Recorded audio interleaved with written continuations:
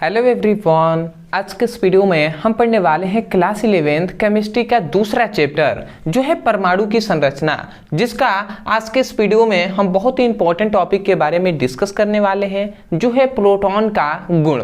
तो प्रोटॉन का गुण क्या होता है, या गुण ना कहकर हम लक्षण भी कह सकते हैं, विशेषताएं भी कह सकते हैं। मतलब प्रोटॉन की जो प्रॉपर्टीज होती है उसके बारे में आज के इस वीडियो में हम डिस्कस करेंगे। मैं आपको विश्वास दिलाता हूँ कि बहुत ही आसानी तरीके से आपको समझ में आएगा और ये भी पता चलेगा कि प्रोटॉन की खोज किसने किया और किस सन में प्रोटॉन का खोज हुआ। ठीक है, सब हम डिस्कस करेंगे। आप ध्यान से एक एक टॉपिक को समझेंगे। तो सबसे पहला हम लिखेंगे प्रोटॉन का गुण। तो प्रोटॉन का गुण क्या है, या प्रोटॉन की विशेषताएं या लक्षण। तो देखिए इसके निम्नलिखित गुण होते हैं। जो प्रोटॉन होता है ना उसके बहुत सारे गुण होते हैं। तो हम लिख सकते हैं इसके निम्नलिखित गुण होते हैं। बट हम सभी गुणों पर तो डिस्कस नहीं कर सकते क्योंकि बहुत ज़्यादा गुण है ना, बहुत ज़्यादा इसके बारे में बताया गया है। तो सब पे नहीं, महत्वपूर्ण जो इंपॉर्टेंट है, जो आपके एग्जाम में आता है, ठीक है, उसको हम जानेंगे जितना आपका सिलेबस में है। तो हम इस पे 7-8 हम इसका गुण भी हम देखेंगे। तो सबसे पहला आता है, तो देखिए जो प्रोटॉन का सबसे पहला यही गुण है कि जो प्रोटॉन होता है वो प्रत्येक पदार्थों का मौलिक कण होता है। मौलिक कण का मतलब ये हुआ कि जो कोई भी पदार्थ आप देख रहे हैं उसमें प्रोटॉन है। मतलब कोई भी चीज यदि आप देख रहे हैं तो उसमें क्या है, उसमें प्रोटॉन उपस्थित है। ठीक है, तो इसमें हम क्या लिखेंगे कि यही लिखेंगे कि प्रोटॉन प्रत्येक पदार्थों का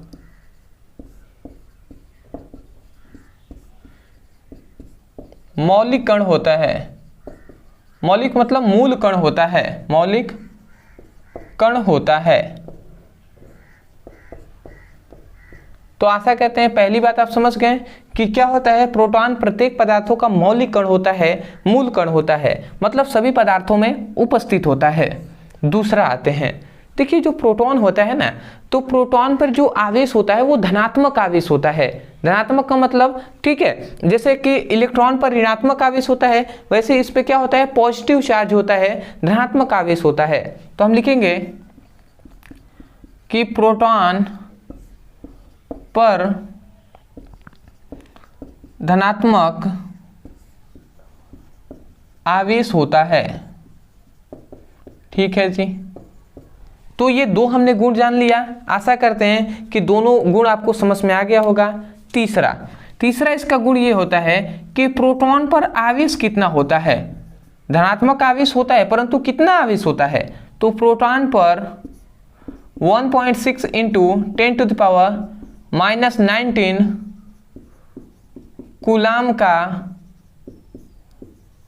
धन या धनात्मक आवेश होता है। ऐसे लिख देते हैं, धनात्मक आवेश होता है।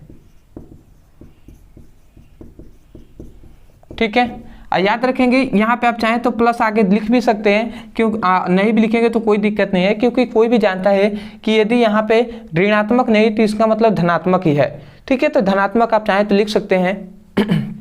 तो आप समझ गए कि प्रोटॉन पे 1.6 इंटू 10⁻⁻19 कूलाम का धनात्मक आवेश होता है। तो ये हो गया, हमने इसका गुण देख लिया। चौथा ये गुण आता है कि जो प्रोटॉन होता है तो एक मोल प्रोटॉन पर कितना आवेश होता है। मान लेते हैं कि एक प्रोटॉन है तो उस पर इतना आवेश है, तो इसी प्रकार एक मोल प्रोटॉन पर कितना आवेश होगा। अब एक मोल क्या होता है ये सब हमने केमिस्ट्री में आपको क्लास 11th में जब आप पढ़ेंगे ना, तो उसमें हमने बताया हुआ है। पहले चैप्टर जो है परमाणु की संरचना नहीं, पहले चैप्टर जो है विलियन, उसमें हमने आपको शायद बताया है। ठीक है, तो आते हैं एक मोल प्रोटॉन पर आवेश।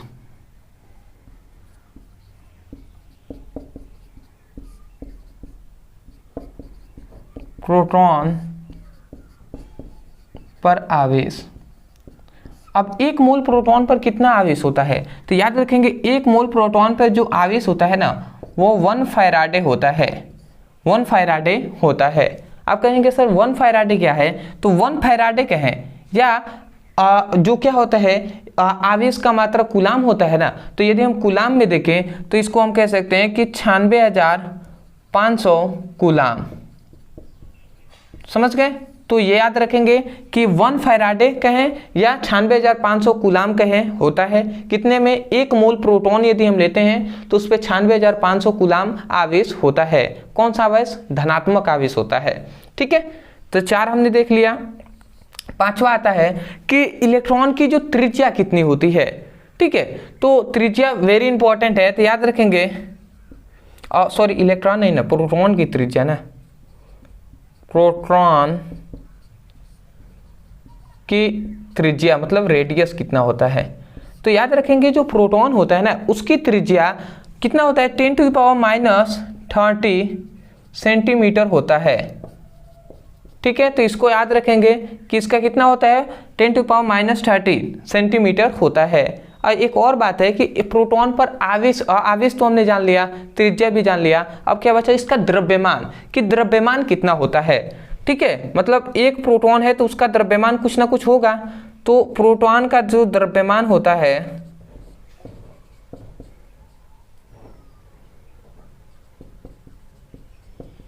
वो कितना होता है, 1.67 × 10⁻⁻24 ग्राम होता है। याद रखेंगे आप इस बात को कि 1.67 × 10⁻⁻24 ग्राम होता है, और जो इलेक्ट्रॉन का द्रव्यमान 9.1 × 10⁻28 ग्राम होता है। ठीक है, ये सभी हमने इलेक्ट्रॉन का भी गुण हमने पढ़ना है तो आप लिखिए इलेक्ट्रॉन का गुण ब्रदर स्टडी, इतना लिख के यूट्यूब पे सर्च करेंगे वीडियो मिल जाएगा, या प्लेलिस्ट के अनुसार पढ़ाई करेंगे तो सब भी वीडियो मिलेंगे। ठीक है, तो ये हमने 6 देख लिया। अब देखिए इसमें 2 टॉपिक हम आपको अलग से बता दे रहे हैं। सबसे पहला ये है कि जो प्रोटॉन का खोज किसने किया। तो याद रखेंगे जो प्रोटॉन की खोज करता है, प्रोटॉन की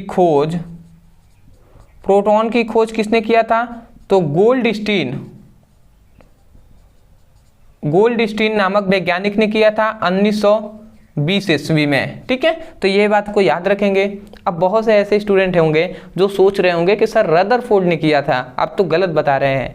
देखिए एनसीईआरटी के अनुसार यही बताया गया है कि प्रोटॉन की खोज गोल्डस्टीन नामक वैज्ञानिक ने किया था। और याद रखेंगे कि प्रोटॉन नाम किसने दिया था, तो प्रोटॉन का नाम रदरफोर्ड ने दिया था।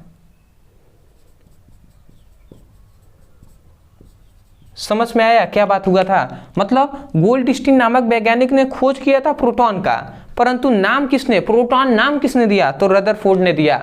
तो आशा करते हैं दोस्तों कि प्रोटॉन का जो गुण है ये आपको पूरा डिटेल में समझ में आ गया होगा। यदि आप यहाँ से लेकर यहाँ तक लिख देते हैं तो फुल टू फुल मार्क्स आपके क्लास 11th के एग्जाम में मिल जाएंगे।